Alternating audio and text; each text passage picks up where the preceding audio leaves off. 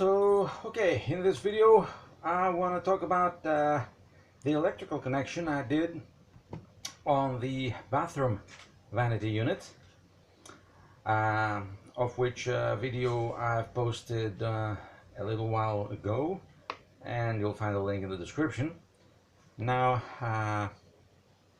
the basic principle is quite simple. We have here the live wire and the neutral wire and everything else in between, like this.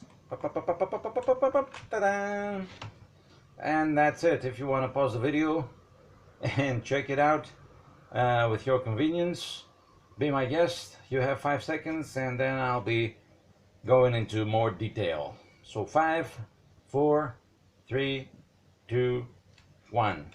Let's wind back. And that's it. Whoop, the neutral wire. Yep, so basically what you have is a live wire and a neutral wire running the length of the house inside your walls, and parts of these wires will be coming out the wall in your bathroom inside a cable which contains two insulated wires, usually a brown and a blue one. The blue one for the neutral wire and the brown for the live wire. But it's always a good idea to be sure, so always use a tester to find out which one is which. So for the schematic purposes, I'll be doing a few things differently here. What I did is this.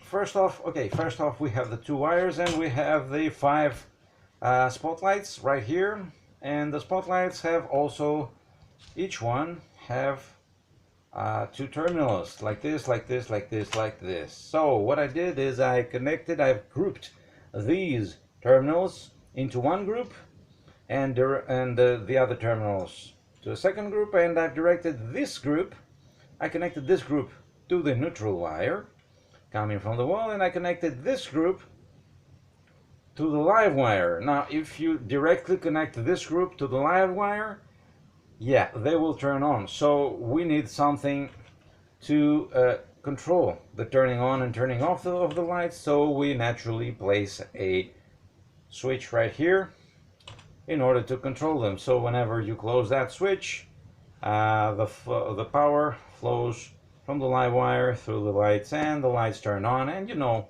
where I'm going at. So what I did was I intervened in this point right here, and I cut this point, and I directed this line to the left to a second switch right here, a second commutator switch, which I'm using to redirect again the live wire either to the main lights or to an AC/DC converter right there to the left. So if we connect this terminal to the lights, the power flows from the common contact of the switch to the lights, and then our lights are energized, are turned on. Now this terminal is connected to an AC/DC converter, putting out 12 volts DC, and this converter has one live wire here and another neutral wire here, which I connect to the neutral line.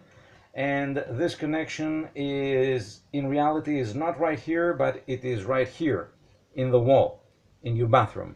For the schematic, for the purposes of the schematic, I place it right here, but you get the meaning. And actually this wire and this wire are from the same side, are on the same side of the converter, and have the shape of a socket, so that you can place this converter into a wall outlet, or you can place an outlet on the cable and plug in the AC/DC converter. That's what I did. Now the AC/DC converter puts out a plus 12 volt and a minus 12 volt, 2 lines, which are also enclosed in the same cable. I draw them like this because of the schematics, and what I did is I direct the plus 12 volts to a rotating switch, to the common contact of a rotating switch with 3 different contacts, and right now I have three ways where I can direct the plus 12 volts. So I have one plus 12 volt line, a second plus 12 volt line, and the third 12 volt line, and I direct each one of those lines to an LED strip to have different colors. So let's say this first one is the white color, the second LED strip is the red color, and the third one is the blue color. Simple things, nothing serious, nothing out of the ordinary. These LED strips also have the minus wires. I group them together in one cable and I direct them straight to the minus 12 volts DC. So wherever I turn this rotating switch, I'm energizing each one of the LED strips, one at a time. That's important. So let's say I'm flipping this switch, so the power, as I said, runs from this cable through this switch to the main lights, and the main lights are turned on. And if I flip this switch to the other side, I'm energizing the AC-DC converter, and at the same time, the AC-DC converter powers up whichever LED strip I have chosen. So let's say right now I have the white LED strip chosen. This LED strip will light up. If I choose the second one, the second will light up. If I choose the third one will light up, and so on.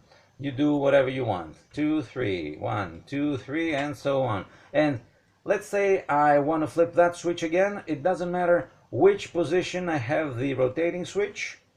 If I rotate that switch, if I flip that switch to the other side, again, I'm energizing the main lights no matter where I have the rotating switch. So if I have this switch pointing to the main lights and I rotate this switch, let's say, to the second position, the next time I will turn the middle switch to the other side, like this. I will have the corresponding LED strip light up. Okay? So this setup allows me to choose whichever LED strip I prefer before I flip this middle switch. Alright? And that's basically it. That's all there is to it. I have to note that I am not an electrician, I'm not a professional. This is an amateur design. It's a simple design. It works. It's reliable. Of course, all the connections in the pluses and the minuses of the LED strips were done with soldering, and because these LED strips will be exposed to the moisture and heat of a bathroom, they were covered with silicone adhesive so that they will not have any problems with the solder, and I won't have any breakups in the line.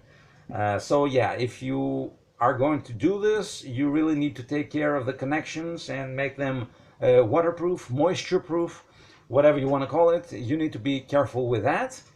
And of course, always take precautionary measures, always take personal protection measures when you're dealing with electricity. This line here is a 220 volt AC line right here.